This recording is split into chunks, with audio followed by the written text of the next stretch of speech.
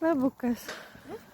Vienu žodžiu, yra tas dalykas, tu įlendi į raganavimą, tu padarai, ką jie prašo ir tu gauni. Arba dalinai, arba mažai, arba turi laukti ilgai, kad gaut.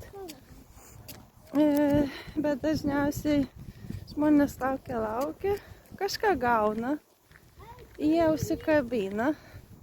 Tada velnias sako, atidirbk man, atidirbk. Tu jau padarai sutartį su manim, kad jau yra daug sunkiau išlysti iš tų okultinių dalykų. Sako, atidirbk, dirbk man, daryk, ką aš pasakau. Ir jie įveda tas raganas ir kitus blogus žmonės į dar didesnį blogį.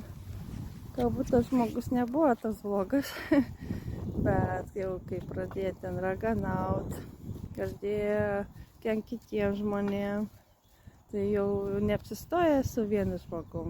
Pavyzdžiui, nori atkeršyti vienam žmogui, tada sako, ai, man reikia gal brolį atkeršyti. Tai tie žmonės pasidaro jau tokie labai neatlaidus ir jie tik nori keršyti ir nebegali sustoti. Nes ta raganavimo dvasia prilimpa ir ten daugybė tų dvasių ateina pas tą žmogų ir jį tiesiog apsėda. Tie žmonės tiesiog save įveda į tokią situaciją, kad pasidaro jie apsėsti tų dvasių ir jie nebegali sustoti. Tai būna tolygu kaip priklausomybė. Ir Dievas sakė, kad mes kovojame su kunigaikštystėmis ir galiomis. Tai reiškia, mes nekovojam su žmonėm, nekovojam su kaimynais, nekovojam su vyru, žmona, vaikais.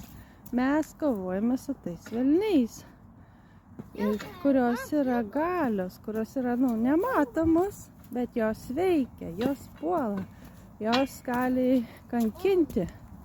Ir jūs turit būti labai atsargus, netidarykit tų durų, nes po to bus labai sunku jas išvaryti.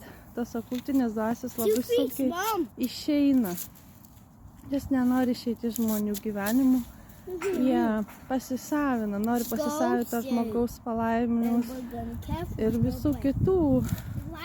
Ir randa, tas žmogus, jeigu praraganaut, randa prieimą per tą žmogų į kitus žmonės, nes kad jiems veiktų, jiems reikia kito žmogaus, kuris kenkia.